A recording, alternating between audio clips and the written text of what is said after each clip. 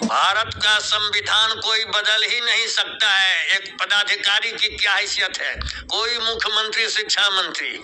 सर्वोच्च न्यायालय का फैसला है कि आर्टिकल 19 में हमारा मौलिक अधिकार है, संघ संगठन हम बनाएंगे। और अभी तुरंत माननीय उच्च न्यायालय ने बबीता चौरसिया के मामले में सरकार के आदेश को क्वैश कर दिया, निरस्त कर दिया कि संघ संगठन ये चलाएगी और सरकारी शिक्षिका भी रहेगी। यही हम लोगों का पहले से कहना है। हम तमाम शिक्षकों से अनुरोध कर रहे हैं कि वो घबराएं नहीं। हम सरकार से जो मांग कर रहे हैं वाजिब मांग है, कानूनी मांग है, न्याय संगत मांग है, सरकार को मानना पड़ेगा।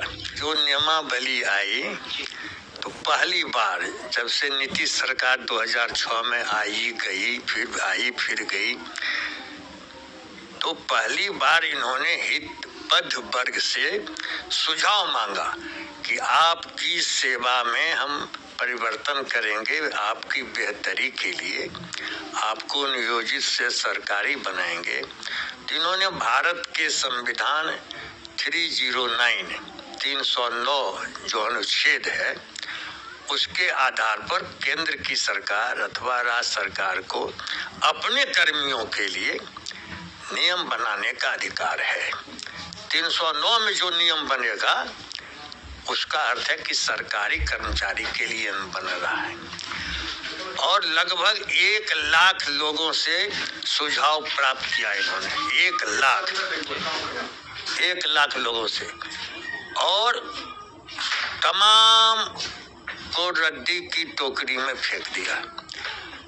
प्रारूप जो प्रकाशित किया शिक्षा विभाग ने उसके खिलाफ उन्होंने मंत्रिमंडल में नियमावली भेज दिया।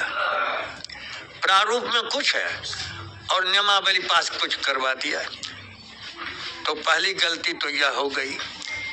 दूसरी भयंकर गलती, जब हम लोग कह रहे थे कि हम बिहार लोक सेवा आयोग की परीक्षा नहीं देंगे, बाद में मुख्यमंत्री जी ने कहा कि नहीं हम मामूली परीक्षा लेंगे और सबको राजकर्मी का दर्जा दे दें।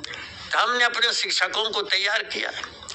चलिए, बिहार लोक सेवा आयोग की परीक्षा तो हम लोगों ने नहीं दी, अब मामूली परीक्षा माननीय मुख्यमंत्री कर रहे हैं तो उनकी घोषणा का सम्मान करना चाहिए। तो उनकी घोषणा के सम्मान में हमने शिक्षकों को राजी कर दिया। अब विभाग ने क्या कर दिया कि नहीं, आप जब परीक्षा के लिए आवेदन पत्र भरिए तो 3 जिले का विकल्प दीजिए। आप अपने घर में हैं, महिला हो या पुरुष, आपको घर में रहने नहीं देंगे। आपकी बूढ़ी माँ, बीमार बाप, बाल बच्चे, नवजात शिशु को गोद में लेकर के गोपालगंज से किशनगंज जाना पड़ेगा, पटना से ससराम भेज देंगे। आपको स्थिर होकर के हम बच्चों को पढ़ाने नहीं देंगे। और इतना ही नहीं, यदि 3 जिले का आपको चॉइस के मुताबिक नहीं मिलेगा तो रेडमाइजेशन माने जहां तहां हम तबादला कर देंगे।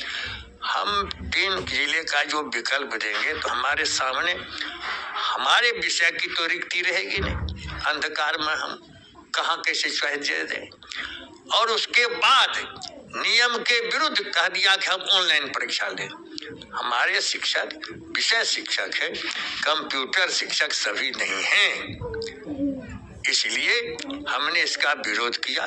जब हम मान गए कि मामूली परीक्षा देंगे तो यह स्थानांतरण कहां से ले आए? यह सामूहिक तबादला, यह दंड है, यह सजा है नियोजित शिक्षकों के लिए। इसलिए हमने विरोध किया माननीय मुख्यमंत्री को, और 2 शिक्षा मंत्री चले गए। कुछ दिन के लिए आलोक जी आए थे, चंद्रशेखर बाबू आए थे, सब हमसे सहमत थे कि नहीं ऐसा नहीं होगा, नियोजित शिक्षकों का सम्मान किया जाए। मूल जो विसंगति थी वह तो दूर हुई ही नहीं। 10 साल, 20 साल, 30 साल की प्रोन्नति का कोई प्रावधान हुआ ही नहीं। साफ साफ कुछ नहीं इस पर लिखा हुआ। 8 साल 8 साल 8 साल लिख दिया। हमने तमाम सुझावों को दिया है, लेकिन सरकार के आने और जाने में ध्यान नहीं दिया गया। अब सरकार 12 को विश्वास मत प्राप्त करें। हम चाह रहे हैं कि इसके पहले आप आवेदन पत्र जो भरना शुरू है, अभी परीक्षा है, दो परीक्षाएं हैं। इंटर की परीक्षा चल रही है, मैट्रिक की चलेगी, उसका मूल्यांकन होगा। हजारों प्राथमिक, माध्यमिक, उच्च माध्यमिक शिक्षक वीक्षण कार्य में लगे हुए। उत्तर पुस्तिकाओं का मूल्यांकन की व्यस्तता अलग से होगी, अनिवार्य व्यस्तता है। तत्काल आप इस तिथि को रोक दीजिए, परीक्षा की घोषित तिथि स्थगित करिए, आवेदन पत्र भरने का स्थगित कीजिए और तब शांतिपूर्वक बैठिए, विसंगतियों का संशोधन कीजिए।